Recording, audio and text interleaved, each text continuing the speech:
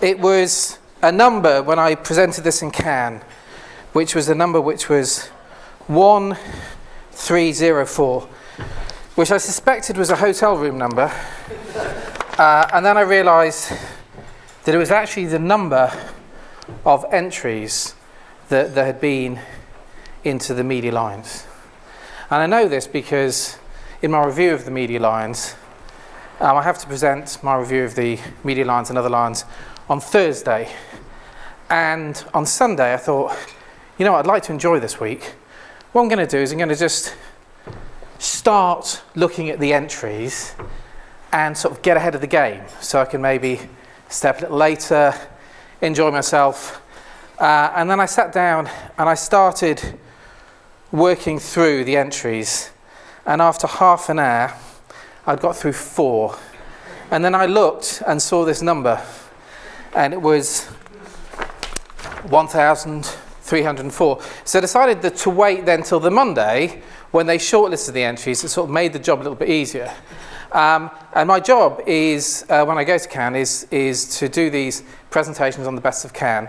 And what I do is, on the Monday, I then review the work, choose as to which I think are the best entries, and then Tuesday, I'd like to think I have the day off, but every year Tim Collison, our marketing dude, has actually got me to go judge the young media lines or do some other piece of work that is worthy for the agency, which only leaves Wednesday to actually write the presentation, get the videos in place, and then Thursday, after the Microsoft party, Thursday morning, early doors, I have to present. So it's a bit of a kick bollock wamble, but it's actually turned out for our clients and our senior management to be one of the most enjoyable things they do at Cannes, surprisingly. And it's because they don't actually get to see anything in Cannes because they're too busy doing meetings and late night sessions with clients and media owners. And what you find is that they miss out on what's going on that's the best of Cannes. And I think they miss out because if you look at the list of who actually wins Cannes, you look at them and go, well, why? And I think it's why those things win is because they're a sort of dodgy compromise between people who are judging them who don't really know quite what's going on. So the difference between my best of Cannes and their best of Cannes is that I have a different form of judging criteria. So Guy's rules are very simple and very straightforward. You know, what I want to do is I want to talk to our clients and get stuff that they should be doing and get stuff that they feel is interesting. And to do that, anything that happens that I look at, I'm looking for something that has scale. So if it's shitty and small, I'm not interested because what we're doing is we're dealing with multinational, well, I'm dealing with multinational clients, even if you're dealing with national clients, if they're going to have a budget and they're going to spend it, it's got to have scale. The second part, I will look at something that might be relatively small, that's interesting, that can be stolen. Because when you're a big multinational, there's lots of shit you can steal. And I like to show those sort of things. And finally, I look for stuff that has a really great ROI. The second difference between myself and the C-suite is I've won some awards, unlike these CEOs and stuff like that. So I know the games that people play when they write awards. So I spot the dodgy ones. And the third thing is due to time, simply, I don't look at the videos. The videos are made by creative agencies. They're made to look really, really cool. And they lure you into some seduction about you're actually watching the film rather than the case study. So I only ever judge based on the written entry, nothing else. When I come to play, and this year I actually was playing videos I hadn't even seen, when you come play the videos, they're really nice. But the judging criteria is because if it can work on the written page with the boards that you'll see in a moment, then that's what truly works. And then what you have to do is try and craft some form of storytelling. And when you start, you're going, what are we going to talk about? You know, because you've got to try and put themes in place. And every year you think, oh, the themes are going to be the same as last year. But actually every year, some things remain the same, like invention and mobile. But there's new things that are coming into play, especially with the new programmatic area in the area of personalisation. Movements is something that really came out this year in terms of brands getting involved in political with a small p movements. and there's some really lovely stuff in crowdsourcing. So you've got some of the same themes, some new themes. And talking about the same themes, you've got the area of invention. And every year there's one particular client who comes up with invention and brings it to Cannes. This client is Nivea Brazil. 2 years ago, Nivea Brazil decided, and for the media owners in the room, you'll realize how stupid this is, decided that they would put a solar panel into a magazine. And they would then send it to the controlled circulation of that magazine in Rio de Janeiro. Now, I don't know how many things are of a controlled circulation magazine of the subscription in Rio de Janeiro, but I can guarantee you it's a few hundred perhaps. Now, in my view, if they were that good at doing solar panels in magazines, these guys should get in the solar panel business and get out of the sun cream business. Last year they went to the exercise. They had these wristbands, and I thought, wow. I thought what they've got is got a wristband, because when you're on these beaches in Brazil, as I know, is you can forget to put sun cream on, and as my son knows, because he got blisters, because I put the factor 50 on, but I didn't repeat it, is that, you know, it's very easy for kids to get burnt. So I thought a wristband that changed colour, tell you to put sun cream on, brilliant. But no, this was a lost child wristband that was handed out in the same dodgy way in a controlled circuit magazine in Rio de Janeiro. They actually went to the expense of creating these wristbands and the expense of making a mobile phone app. And again, if this was so good, they wouldn't be just doing it in a controlled circulation in Rio de Janeiro, they'd be doing it across the world. If this was so good, they'd give up doing Nivea, and they would be in the lost child business. And you know what? Every year they win a bloody award. Shocking. And then this year I was waiting, where's the Nivea Brazil one? So here's the Nivea Brazil one from this year, right? So here's what they had. Now this is quite a good idea. It's the wristband idea I had last year, but they do it with a little doll, and the doll, you put the sun cream on the doll, and basically when the sun cream wears off, the doll goes red, you need to change the colour to put sun cream on the kids. Brilliant idea. This should be a premium that's about this big, that's handed out with sun cream from Nivea all around the world. What did Nivea Brazil do? Nivea Brazil produced 500 of these dolls, right? They're not that size, they're tiny Tia size, right?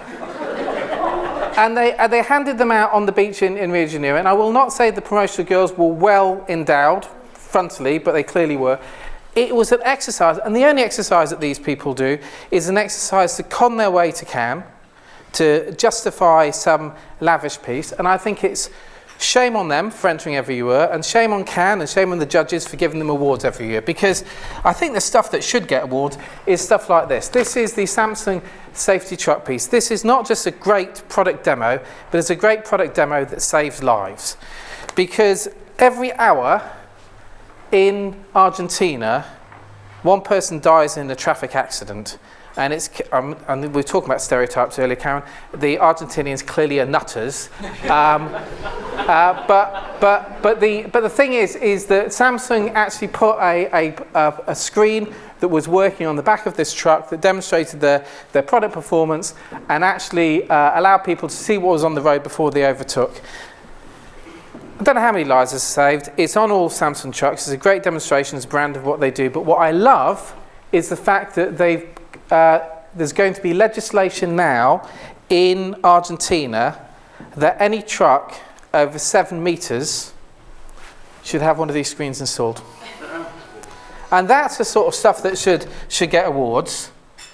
And from the sublime to the ridiculous, and this is quite ridiculous, is because this is the inactivity bracelet from the brand Joe Bananas. And when I first saw this, I thought, oh, it's a joke, right? It was a very good joke, because I think it's really funny, because, you know, like with the Fitbits and all that sort of stuff you've got at the moment, to actually have an inactivity bracelet that measures your slothness. They actually have a video with this that Elwar, who works with me, says you should never have a digital video that's over 30 seconds. I try and get them to say we should do 60 seconds. These guys did a 60-minute video. It was because it's all about inactivity. It was an in-store promotion, an online promotion, mobile promotion. What was amazing was it was basically, they had a proper brief, was that pyjama sales, Joe Box's pyjama brand, is all about Christmas, and they wanted to kick sales off in the rest of the year. They came up with the inactivity bracelet. It was a thing that you got when you got your pyjamas, and you look at it, say it was a joke, but it wasn't a joke, because the Chatter, not surprised, was up by 300%. In-store sales were up by 59%, and online sales were up by 64%. So this kind of creativity, it's amusing, it's funny, but it actually works. And when you want to get inventive, there is nothing more inventive. This is not a very good board picture, is it? This is for Chrysler. So Chrysler were sponsoring Arabs Got Talent. And you think that's something that gives scale, right? That's something that really gives scale. But when you're sponsoring a program, it's not just the program and the scale of the program, it's what you do with it. And talking about inventiveness and technology, these guys went and did a massive integration with the show, to the extent that the trouble is with these people is that they said, a request for test drives up 286% year on year. I'm not sure whether that car was available the year before, but you can see as to why this might have delivered the results they claim. And I'll play the video because it's too complicated for me to explain. To appeal to a younger audience in the Middle East, Chrysler sponsored the 2015 season of Arabs Got Talent. To connect brand, show, and audience in an innovative way, we decided to turn the Chrysler 300C into a musical instrument. With the help of popular Saudi hip-hop artist Kusai, the co-host of Arabs Got Talent, and 2 world-class sound engineers, we sampled all the car's sounds. The idea is to use 100% sounds from the car to create a very unique instrument. Then Kusai can play. We didn't stop there, though. We created the world's first interactive retargetable print ad that enabled users to play the sounds of the car via Bluetooth. We distributed the interactive print ad in the magazine for car enthusiasts, Wheels. Each print ad had a piano keyboard printed on it using electroconductive ink, which paired to a smartphone via Bluetooth through an app created by us. And the moment the keys were touched, the car's sounds played from the smartphone. Showrooms recorded a 286% year-on-year increase in test drives.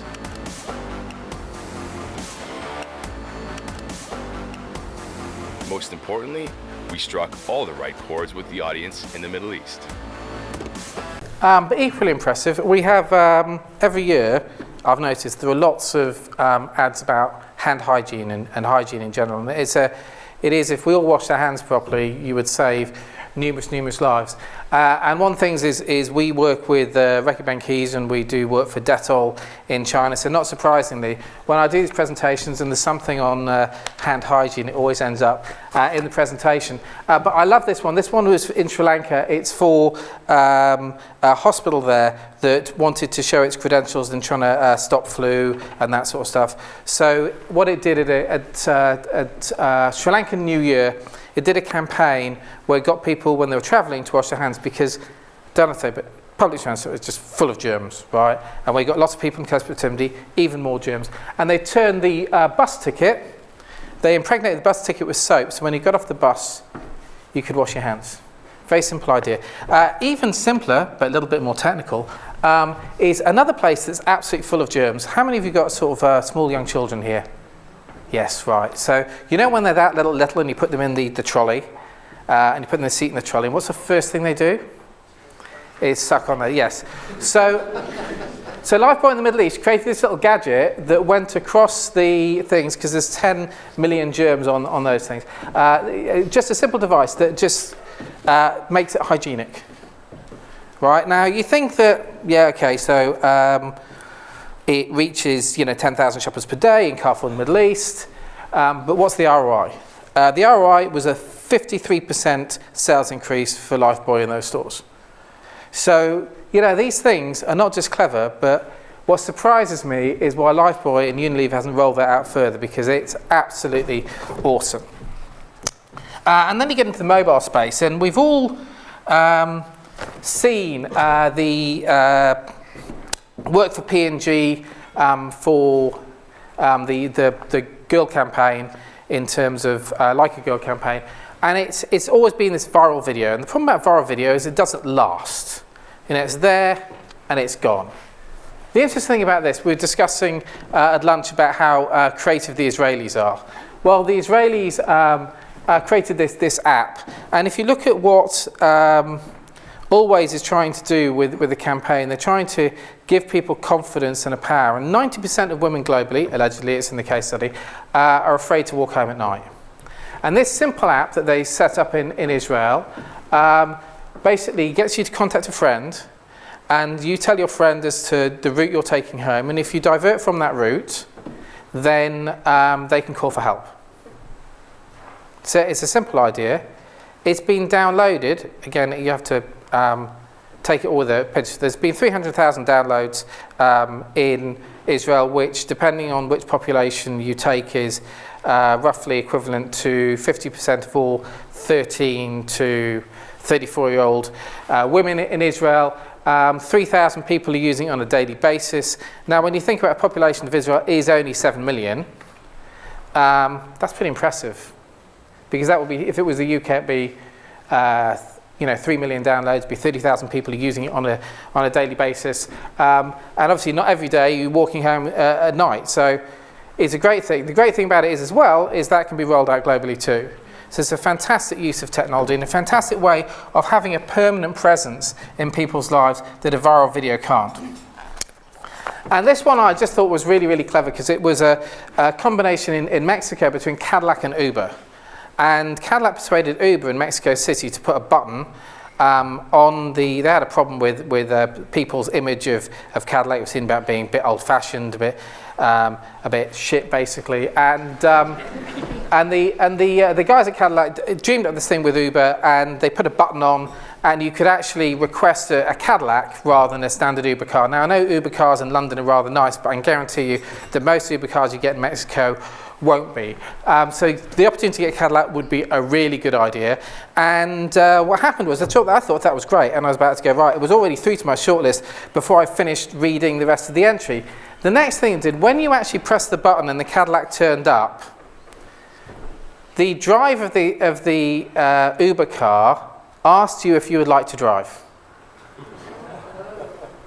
And I thought, that is absolute genius. What a fantastic test drive. Every car manufacturer in the world should be stealing this one.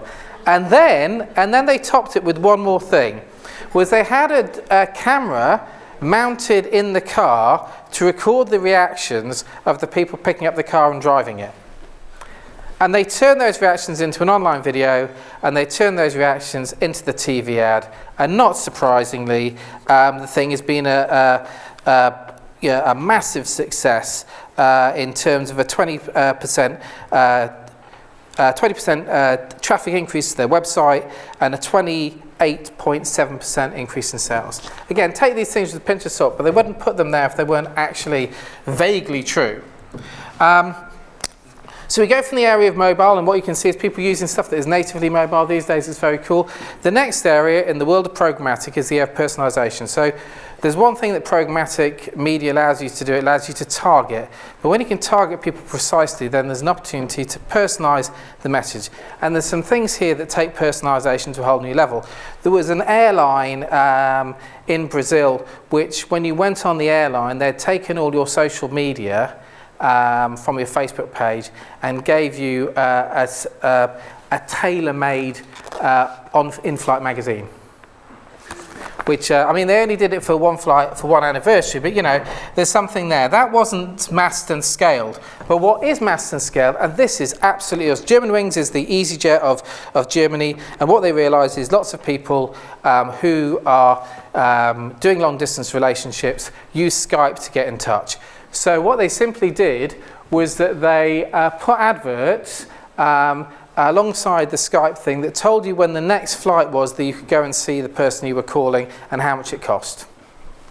Now, I don't know whether I'm probably going to get in trouble, because there's probably going to be someone from AOL in the room. I don't know how big Skype is, right? But I've never really reckoned it coming up on a schedule as being a massive medium. Yet it was able to increase bookings by 2% for German wings, and it increased click-through rate. And this is a really important part, because does personalisation make a difference? Yes, it does, because the click-through rate went up by 433%. And if you want to understand the reason about getting dynamic creative right, that's a figure that you should be aiming for. And another thing which is someone said to me the other day, Colgate, that 1/3 of the world brush their teeth with Colgate toothpaste.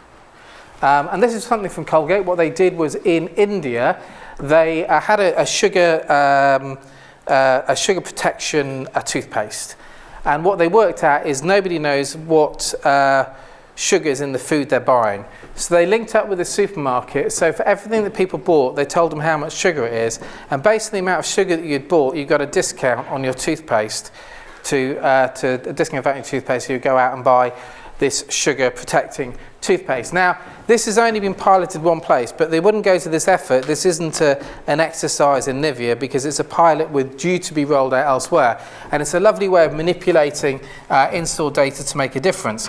But if you want to talk about manipulating data to make a difference, this film takes targeting to a whole new level. Now, I'm someone who loves targeting, and everyone talks about Big Brother. I'm saying bring it on. But it was interesting. There's a chap I know who's destined to be the next Prime Minister of Great Britain. He's currently an MP in the Labour Party, a guy called Keir Starmer. And what he's always wanted to do, he's always wanted to get anybody with a dog to be DNA tested. So when you find some poo on the pavement, you can DNA test it and you can fine them heavily. This was a similar kind of approach that was taken to litter in Hong Kong. Hong Kong produces tons of it every day. Steep fines for littering. Today, authorities are still fighting the battle against those who litter.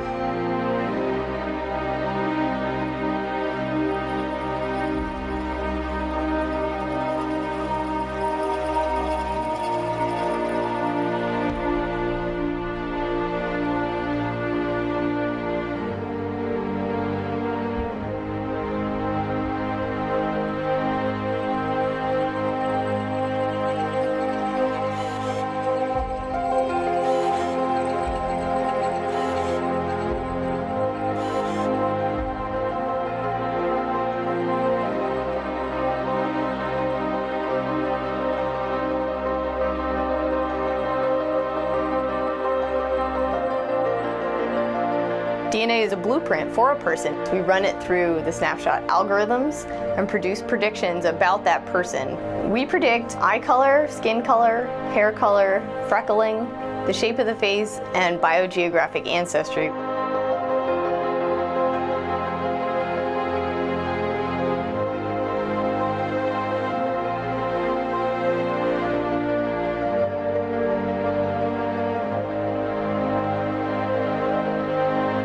It's not an anonymous crime. This information is still contained in that DNA that's left behind on the litter.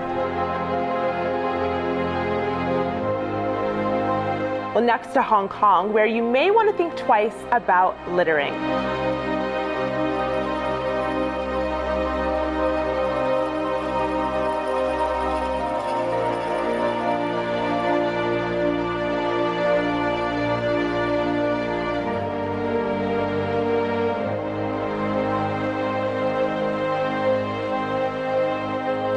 So personalisation takes on a whole different meaning there, and then a whole different meaning here. So this was a campaign for Dolce Gusto, the coffee thing. They suddenly found out that there are artists, right, who can draw pictures in the froth on coffee cups. And what I liked about this, they didn't just make some tiny little viral campaign. They actually got this idea and they flogged it to death. So to begin with, you could request. This was done in Denmark. Anyone know the population in Denmark? 400 million. There you go. So for 3,000 people in Denmark, to change their profile picture to a tailor-made one of these is pretty damn cool, right? And what they did was they took it upon themselves to start to do social media with posts using this thing around all various events. And then they brought, this was a New York artist, and they brought the artist over to starting off in Denmark, and they took him around and they got him to do loads of events, loads of PR, loads of public appearances, loads of demonstrations across paid, owned and earned media. And at the end of it, they got a reach of 6 million because they started out in Denmark and they went across the whole of Scandinavia. And to get 6 million reach in Scandinavia is still quite something. Ended up with a 40% increase in online sales, a reduction of the cost per lead, which is when people are getting really technical now, of 27%, and a 58% increase in market share. But it was a simple idea, and what the thing about it is people getting these simple ideas and scaling them big time. And then this is where it starts to get really interesting. So this was a campaign for melanoma in Australia. And basically, if you went to a place in Australia, or you posted a picture of yourself in one of these sunny spaces, what would happen would melanoma would follow you or like you or comment on your post. And this was not done 1 or 2 times. This was done on millions of posts. And the way in which they did it, they developed a program that looked for Twitter and Instagram hashtags and geolocations. And from those they could work out, the social team could work out as to what to post and how. And they were able to post on an absolutely massive scale. We weren't able to post automatically because it still required a filter. But they're able to post on a massive scale. And if you got the melanoma thing and you click through, because you would, wouldn't you? It then gives you stuff about how to save yourself from melanoma. And these people being out in the sun the whole time, the outdoorsy type, all the people are very hard to capture within media and very easy to capture at all. So the next area, which sort of is linked in a way, which is social response. And this is just about how amazing companies are now at listening to people. And the best company at this is, well, one of the best, I guess, is KLM. And have any of you seen any of the previous work from KLM? Have any of you seen the one with the dog? Fantastic, isn't it? Right, so I'll just quickly tell you, KLM are really, really cool because they've actually taken social media to a whole new level. They just have a whole session where they can continue brainstorm, how can we be the nicest airline going? And at Schiphol Airport, if you leave something on a plane, rather than have to go around the houses and chase about the place, they've actually done a streamlined version of getting whatever it is you left on the plane to you in a shorter space of time as possible. And the way in which they do it is they have a little beagle dog with a little backpack on, and this dog runs from the plane through the airport to drop it off. And I don't know whether it finds you by scent or whether it knows where to go or quite how it works, but this dog running through the airport must just be the coolest thing ever. And if you actually have left something on the plane, like I have numerous times, it must be one of the best things to do. So they have this thing, Happy to Help, and they have this social thing which is absolutely amazing. And they do amazing things for their customers. But one day they thought, hang on a second, we do amazing things for our customers, but the customers, other airlines, don't get that same level of service. How about if we now help them too? So they've now set up a program where they look to help all airline passengers, not just the KLM passengers, and they went through 6 months of Twitter data to find out the things that people were asking about and asking for help about, and worked out how they could best respond to those in a personal way. So it's a fantastic exercise, which means that now, if you look at the top 5 countries where KLM operate, the Happy to Help hashtag, 20% of people can correctly identify the Happy to Help is the hashtag, and I don't think that many people on Twitter, quite frankly, is the hashtag of KLM. So it's an amazing achievement from their part. And social listening, social response can give you an absolutely fantastic opportunities for really interesting campaigns. Many years ago, ZenithOptimedia, somebody put a thing on social media for a beer in New Zealand. A guy in London said he was missing his beer in New Zealand. So what this brewery and ZenithOptimedia did was they shipped a pub from New Zealand to London with 5 of his mates, filmed on national television in Australia. And not Australia, New Zealand. And this is another story from New Zealand. I don't know whether it's just that it's a small country and they've got lots of time to listen, but this was a case where Land Rover heard a story from one of their customers and decided to do something amazing with it. Due to stringent new emission regulations, the iconic Land Rover Defender will be discontinued in 2015. So to remind consumers and drive sales of the final run, Land Rover turned a unique opportunity into a truly engaging promotional stunt. Broadcast on national TV for just 4 guys. The journey began when we happened upon an online auction. 4 old mates were reluctantly selling their first love, a disrepaired 1957 Series 1 Defender. So we bought the vehicle via an improvised account.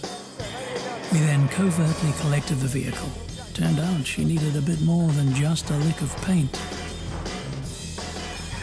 So that's what she got. We then returned her to her spiritual home to recreate a few old memories. And finally, an unforgettable surprise Valentine's reunion. A nationwide primetime TVC announced her return, prompting the lads to collect the keys and head outside for the greatest Valentine's gift ever. The emotional reunion was covered by New Zealand's leading current affairs show. So what's going on here? Oh, outrageous. I've got tears in my eyes. God, the amount of time that we put in this thing and have it back. I thought we'd lost it. A 3-minute online film launched on Facebook that night, putting tears in the eyes of millions. The film was shared with countless media outlets as our emotive hook, accompanied by a press release detailing the final production year. Yeah, it's a bit of an end of an era, really. It was a story about a few that resonated with many, ultimately becoming the most viewed Land Rover film content ever. Defender sales were up 233%, and 4 likeable lads were reunited with their first love. We're going away. Yeah, the good news sure. we haven't spent We're it out. yet. Sorry, kids. So women and children allowed? Oh, no, still not. Still not. Sorry. Yeah. Happy Valentine's Day, lads. Love from Land Rover. So sweet. And the next area, which is quite interesting, I've read a book a couple of years in gamification, and there was a few examples that came up this year. I've only got time to show one of them just because it is absolutely awesome. This is the, I'm going to have to get my gym pronunciation, the Osterhasen-Rasen.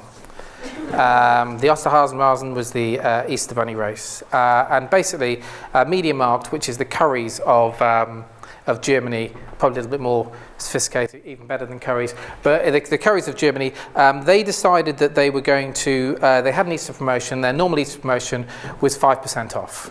5% off, let's face it, is not motivating. So they said, well, what happens if we give people a 1 in 10 chance of getting 50% off? Now that starts to be really motivating. And what happens is if to decide as to which of the 1 in 10 people get the 50% discount, we have a race with rabbits, which was then promoted. So you were given your rabbit, you were given the biography of your rabbit, and then finally the rabbits raced over Easter on primetime TV. Now, if I said to you a 5% promotion every year, you'd expect it to get the same result. This year, the sales were up by 18.2%, which is simply a way of using the rules of gamification to change the basic promotion. Easy game to play. A lot of our clients should maybe take some learnings from that. And then so to the second last section, which is the area of movements, I found it really amazing this year that you started to see brands getting into areas which you didn't think they could get into, which is the area of politics. And what they've got into, and you notice this thing, they did a campaign, Ariel did a campaign in India called Share the Load. As more Indian women go out to work, the men need to take their responsibility. And the campaign Share the Load got a lot of support within through the hashtag Share the Load, because across that sort of middle-class Twitter base, it worked very well. But what I loved about this was they persuaded loads of manufacturers of clothing to change the labels on the clothes to include a Share the Load label, which I thought was sweet, because there's little small things you can do which can make people like you more. And this is just a simple one, which was diapers for equality. So this company in Ecuador, what they did was they did mum's turn, dad's turn, and they put them in a pack of diapers. 90% of women liked it and 70% of men liked it. It's not hard to do, but what you can actually do is take a real universal truth that people can't argue against, and you can make people like you for doing it. And, you know, from one diaper to another. So it's a brave brand that decides to tackle the adult diaper thing, not as a joke, but as a movement. And Depend in the US decided to do a whole movement about hashtag under awareness. They got people to drop their pants, take pictures of them in their pants, and if they put hashtag drop your pants or hashtag under awareness, they Depend would donate a dollar to charity, and they've underwritten that dollar donation to the tune of $3 million to date. They did a rap video, they did concerts, they did a fashion show, they did TV, print, advertising, but they actually stood up and said there's nothing to be embarrassed about. This is something that 65 people in the US are having to use. It's not a joke, it's reality, get used to it. And the reason they did it was they had to do something, because Procter & Gamble were launching Always Discreet in their market, and as a result of this, not only did they maintain market share, they gained market share and grew the category by 2%. So it's a brave person that takes these people on, and equally brave, and I think there's part of this is that Tata, seemingly if you read the case study and you believe it to be true, has actually had a voice, Tata Tea has had a voice for women in India over time, but they actually took this to a new level at the last election. And you know, you talk about digital and social media, and this just shows you don't need to be in, you know, Berlin, Paris, or London to do amazing social campaigns. You just need to do something as big and as cool as this. When female discrimination is so deeply embedded in India's culture, how can it be changed? Through their wake-up positioning, Tata Tea have a history of campaigning for social justice in Indian society. So we launched an ambitious campaign to draw together the 49% female population of India as one voice, to create the world's first crowdsourced political manifesto. The power of 49 would inspire India's women at a political level, a fact Indian politicians could not ignore. We need to open our minds to new possibilities, to the power of 49. Film and television sits at the very heart of popular Indian culture. So we started by gaining the support of passionate Bollywood stars to speak out and make the power of 49 unavoidably public. She has the power of 49. Then we developed digital and mobile platforms that created space for even the poorest women to flag issues and then join each other to discuss them freely via voicemail, in online debates and Google Hangouts. We brought their voices together in a 10-point manifesto, and this drove key political debate, capturing media attention. Do you think that there is need for a campaign like this? And inspired the highest ever female voter turnout in history and moved female rights to the forefront of Indian political policy. The positivity felt for the campaign increased Tata Tea's sales by over 13%. But best of all, we harnessed the will and determination of 1.2 million Indian women whose voices came together to build up a manifesto. A manifesto that now sits at the heart of the policy of India's three most influential parties. Open your mind to the power of 49%. So, brand purpose and ROI, great demonstration of it. If you now can give your brand a brand purpose, you can get some really amazing emotional campaigns out there that can be really life-changing. And that was sort of about a crowdsourced manifesto. And one of the things I noticed this year is a whole area of crowdsourcing come into play. One of my favourite ones is this one from Scandinavia.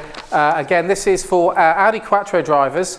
So what they did was Audi approached all its Quattro drivers and asked them to volunteer to save other drivers who got stranded in the snow. And I think it was some 2,700 odd drivers offered to do this. But my favourite crowdsourcing piece was the piece for, and it's a creative idea, it's not so much a media idea, but it is so clever, so awesome. How many of you have seen the Newcastle Brown Super Bowl ad? 1, 2, 3. Okay, this takes advertising and crowdsourcing to a whole new level. Obviously, this has been made by Drager 5. They can actually make a film about this far better than I can present, so I'll let them do the talking. Last year, Newcastle Brown Ale showed the world what we would have made if we had tons of money to blow on a big game ad. Well, this year, we decided to actually make an ad that would actually get in the big game, but we still didn't have tons of money. That's when we came up with an even bolder idea. Let other people pay for it. Why do big brands have all the fun? Why do they get to blow all their money? Shouldn't the little guys have a chance? Yep, the sharing economy has taught us that you should never pay for anything that other people will buy for you. We released a call for entries film asking brands both large and small to chip in for our big game ad in exchange for placement in it. We could help your brand sell tons of whatever the brand sells. That's right, we sold ad space in our big game ad. We called it the Newcastle Band of Brands. It worked. Our call for entries received an overwhelming response from almost 400 brands, ranging from local businesses to some of America's biggest brands. Way more than we could fit in one ad. And come game day, 37 partners agreed to chip in for our ad, while all participating brands' social media channels promoted it. Come the big game, we released the most brand-packed, most fiscally responsible big game ad ever, featuring 38 brands in 60 seconds. You know what else I love? This Gladiator GarageWorks Chillerator Refrigerator. You'll find a repairman on the YP app, an easy way to connect with great local That phone looks as great as my jockey boxer briefs feel. The campaign owned the internet for the weeks before the game, garnering over 2 billion media impressions, 400 articles, over 33 million views, and 20 million in earned media. And for the second year in a row, Newcastle was featured in nearly every big game ad list. An impressive feat for a brand that can't legitimately afford to be anywhere near the big game. In the end, we helped lots of brands gain exposure, while mostly helping ourselves, and proved you don't need to blow your budget on the big game, as long as you can blow other people's budgets. Thank you, other people's money. So then it comes to the winners, and I think the winners that I've picked this year are things that just are very simple, but are very cool in their own subtle little way. And they're my winners, so they probably didn't get anything in the actual awards themselves. My first one is how many of you sort of have obviously watched Breaking Bad? I guess so. Those you haven't. So this guy here was a spin-off Breaking Bad called Saul. Saul is a dodgy lawyer, and basically what they did in France was they did what they called the Vicious Outdoor campaign, and they did contextual advertising, but with outdoor rather than digital. So they created 50 different ads, which they put in different outdoor formats. So outside of schools, they said stuff like, if you don't have the right answers, get a good desk mate. On the underground, they pointed out which was the unmanned ticket barrier. There was buy the baguette stall, because it was France, buy baguettes with dirty cash and eat the evidence, or buy the flower shop, flowers are cheaper than divorce. So 50 of these things positioned cheekily, each one of them on itself would have been a cool little stunt, but doing it at 50, you managed to do this stunt at scale, and to the extent that you watch the films, people obviously were taking pictures of the posters because they were so cool. The next one, which some of you might find a bit odd as to why I put this one as a media piece, but Monty, this year's film that Adam and Eve did for John Lewis, across the world, if you meet anybody in advertising across the world, everyone knows about the Christmas John Lewis ad. it's just a thing. And it's a really great thing. And they could have stopped it being that thing in social media and all that sort of stuff. But they didn't just make it a thing. They made it an event. They made it part of the Christmas in-store experience at John Lewis. And that was everything from Google Glasses to storybooks to interactive experiences.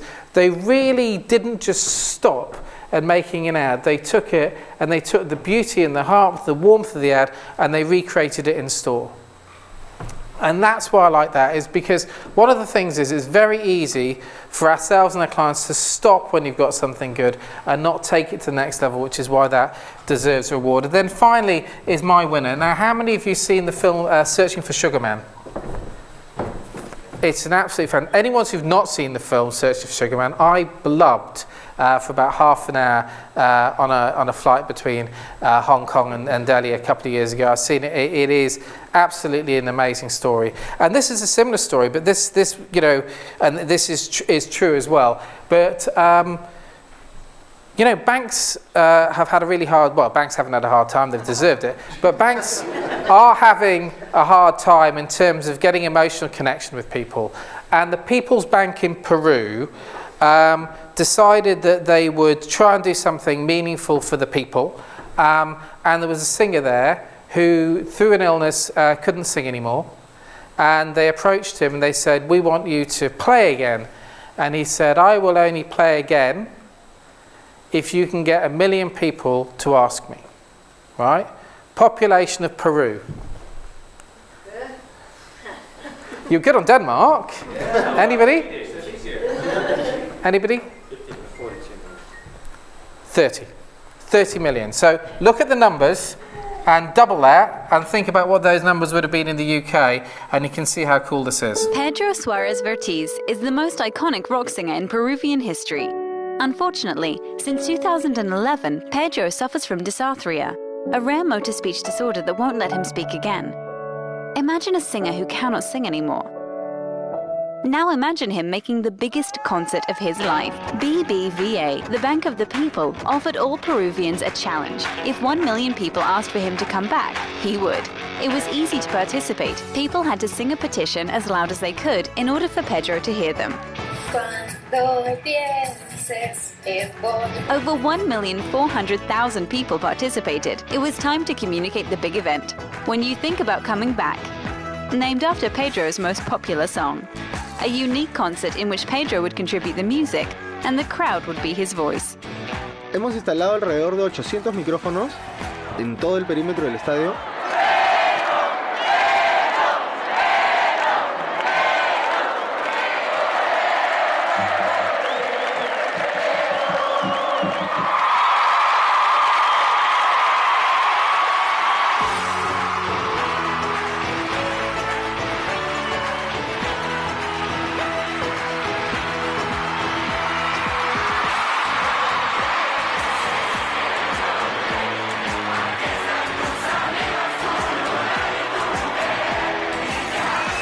The concert was a hit in every possible way.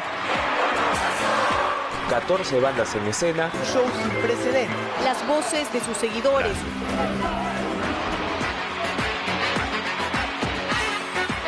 The event even won the Concert of the Year prize, awarded by the main newspaper and voted by the people. Paul McCartney came second. But even better was to see the legend on stage again.